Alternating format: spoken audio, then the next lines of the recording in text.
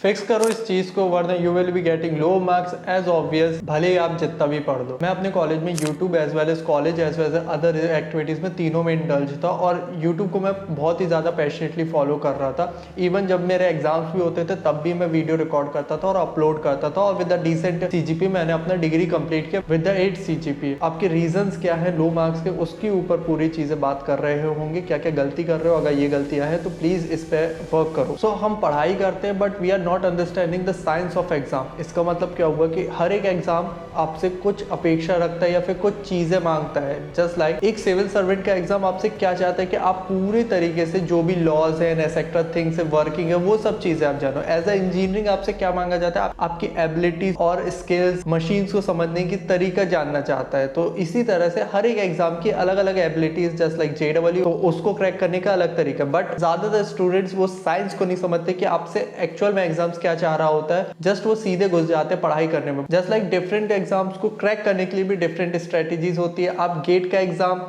की स्ट्रेटेजी से आप UPSC नहीं क्रैक कर सकते या UPSC एग्जाम की स्ट्रेटेजी से आप गेट एग्जाम नहीं क्रैक कर सकते। और ऑब्वियसली उनके सब्जेक्ट बहुत ज्यादा अंतर है, तो सब्जेक्ट को क्या फोकस करो उसके बेसिस पे आपको अपनी जो भी स्ट्रेटेजीज में इंडल्ज होना पड़ेगा और अपने एक्शंस लेने पड़ेंगे। सिलेबस एक मेजर रीजन है आपके फेल होने का या फिर आपके नॉट सो गुड मार्क्स लाने का, क्योंकि आप एज अ स्टूडेंट, बहुत सारे स्टूडेंट्स हैं जो कि सिलेबस को तरीके से देखते ही नहीं है। इवन मतलब एक बार भी वो सिलेबस को नहीं देखते, वो सीधे अपनी बुक्स या कॉपीज में घुस जाते हैं और जो भी चीजें रहती है उस पर वर्क करते हैं।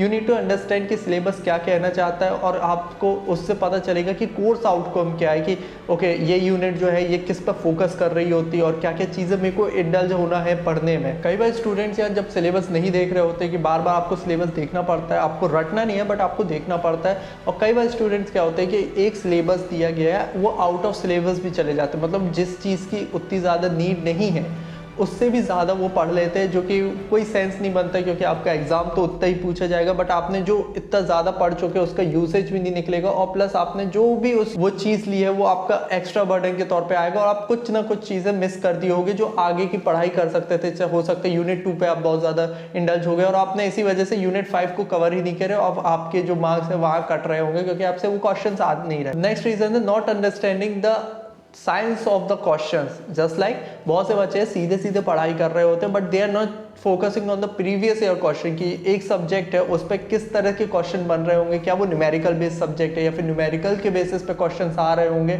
हो सकता है कि थर्मोडायनेमिक्स जैसी चीज़ है वहाँ पर अगर आप थ्योरेटिकल नॉलेज लेके जाओगे तो आप डेफिनेटली फेल भी हो सकते हो क्योंकि थर्मोडायनेमिक्स एक ऐसा सब्जेक्ट है on the basis of 12th and अगर इंजीनियरिंग में भी आपको है तो ऐसा सब्जेक्ट है कि उधर पर न्यूमेरिकल ज़्यादा आ रहे होते हैं on the basis of the heat and mass transfer etcetera things. तो PYQs आपको ये बताते हैं कि पिछले साल से जो प्रीवियस ईयर क्वेश्चन है वो आपको ये बताते हैं, प्रीवियस ईयर पेपर्स को देख के समझ आता है आपको किस तरह के क्वेश्चंस आ रहे हैं, मतलब कितना डीप जा रहे हैं। जस्ट लाइक अगर हम किसी पर्टिकुलर टॉपिक की बात करें तो वो कितना डीप टीचर ले जाना चाह रहे हैं उस क्वेश्चन में, सब्जेक्ट में कितना डीप तक जा रही होती है चीज़ें या फिर सिर्फ ऊपरी डेफिनेशन बेसिस पे लिया जा रहा है। तो we have to study accordingly कि क्या आपको बहुत ज़्यादा डीप जाके पढ़ाई करना पड़ता है। जस्ट लाइक कुछ सब्जेक्ट्स हो जाते हैं एक पर्टिकुलर जो आपकी जो भी इंजीनियरिंग फील्ड है उसमें कुछ पर्टिकुलर जो आपके मेन हो जाते हैं तो उसमें बहुत ज़्यादा डीप तक चले जाते हैं। इवन ऑन द सिलेबस में उतना नहीं दिया रहता बट कुछ ज़्यादा ही डीप चले जाते हैं। तो आपको उस तरह से अपनी चीज़ें वर्कआउट करनी पड़ेगी कि आपको उस तरह से पढ़ाई करनी पड़ेगी, क्या मेरे को इस सब्जेक्ट को बहुत ज़्यादा डीप जाना पड़ेगा या फिर मैं सिर्फ ऊपरी पढ़ूंगा जो ज़्यादा बेटर रहेगा ना। सबसे मेन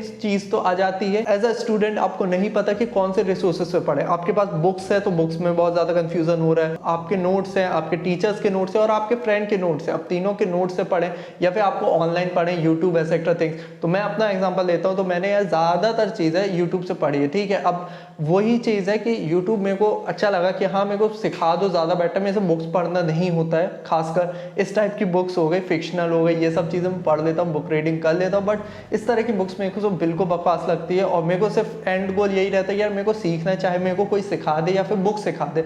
मेरे को बुक्स ज़्यादा पसंद नहीं आती थी तो इस वजह से मैं यूट्यूब की तरफ जाता था और यूट्यूब से मैं खुद ही नोट्स बनाता था और खुद ही पढ़ता था। वो भी मेरे 5-6 एक यूनिट में 5-6 या फिर 7-8 पेजेस में आ जाते थे। तो ये डिपेंड करता है आपके ऊपर कि कि क्या चीज़ें वर्कआउट कर रहे हैं, आप ढूंढ रहे हो कि नोट्स भी पढ़ ले, ये भी पढ़ ले, वो भी पढ़ ले, लास्ट मोमेंट के लिए आपको नोट्स ही से पढ़ना पड़ेगा। और डेफिनेटली अगर खुद के बने तो बेटर है, बट आप लास्ट मोमेंट मतलब आप 1 दिन पहले या 2 दिन पहले पढ़ रहे हो और आप सोच रहे हो कि मैं नोट्स बना लूँ, इट्स नॉट पॉसिबल। आपको किसी और के नोट्स से पढ़ना होगा, पर उसके नोट्स भी बहुत ज़्यादा इंडल्जिंग होंगे क्योंकि आपके दोस्त ने अपने हिसाब से नोट्स बनाए होते हैं, उसकी राइटिंग शॉर्ट फॉर्म ऐसे यूज़ किए जाते हैं जो उसको याद है पर आपको याद नहीं और आप कंफ्यूज हो रहे होते हो। अरे मुझे चक्कर आने लग गया अब। बोलने वाली बात यह है कि मैं हमेशा बहुत टाइम तक कंफ्यूज रहता था कि बुक से पढ़ना ज़्यादा बेटर है क्या, बुक्स में तो सही सही दिया होगा। तो एज ए एग्जांपल समझो कि आप ऐसे व्यक्ति हो कि आपके पास माचिस है और आप पत्थर से आग जलाने की कोशिश कर रहे हो।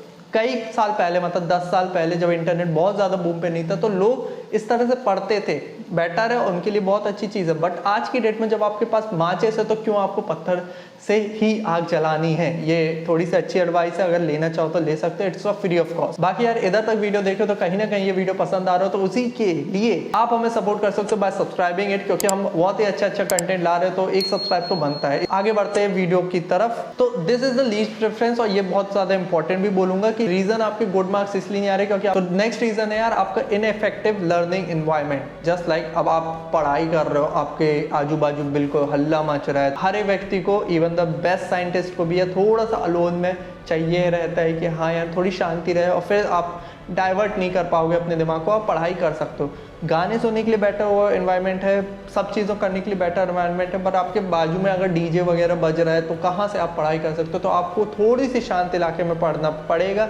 आप अगर बहुत ज़्यादा सराउंडिंग ऐसी कि बहुत ज़्यादा शोर है तो रात को पढ़ो या सुबह पढ़ो जब सब सो रहे होते, इस तरह से आपको वर्कआउट करना पड़ेगा, क्योंकि शांति से ही आप पढ़ाई कर सकते हो, तभी आपके दिमाग में अच्छी चीज़ें घुस पाएंगी और फिर बार बार आप उसको रिकॉल कर पाओगे। बाकी आपके ऊपर है कि ग्रुप स्टडी भी अच्छी चीज़ हो जाती है। ग्रुप स्टडी कई केसेस में मेरे को अच्छी लगती है, कई केसेस में नहीं होती। ये 50-50 ऑप्शन है कि हाँ कुछ चीज़ें समझ नहीं आती, दोस्त है, दोस्त से अच्छा टीचर कोई नहीं होता तो वो हमें आखिरी मोमेंट पर समझा रहा होता है, जो कि काफ़ी बेटर है कि आपके एक यूनिट बिल्कुल भी तैयार नहीं तो वो यूनिट आपकी वो दोस्त करा देता है, और कहीं ना कहीं वो जो नंबर्स है वो थोड़े से और इंक्रीज हो जाते हैं। तो ये आपके ऊपर है कि आप ग्रुप स्टडी में ज़्यादा इंडल्ज होते हैं या फिर अलोन पढ़ना भी इज नॉट बैड, क्योंकि मैं आके सेमेस्टर तक पूरे तरीके से अकेले ही पढ़ रहा था। नाउ ये सब चीजें पूरी वेस्ट हो जाएगी अगर आपने इसको फॉलो नहीं किया, दैट इज रिवीजन। आपका पढ़ना व्यर्थ है अगर आप रिवाइज नहीं करो। इवन आपने एक बार पढ़ाई कर ली but you have to revise it 2-3-4 times, क्योंकि रिवीजन ही सबसे बेस्ट है। आप एक मशीन नहीं हो या फिर आप रोबोट नहीं हो या फिर आपका जो दिमाग है वो एक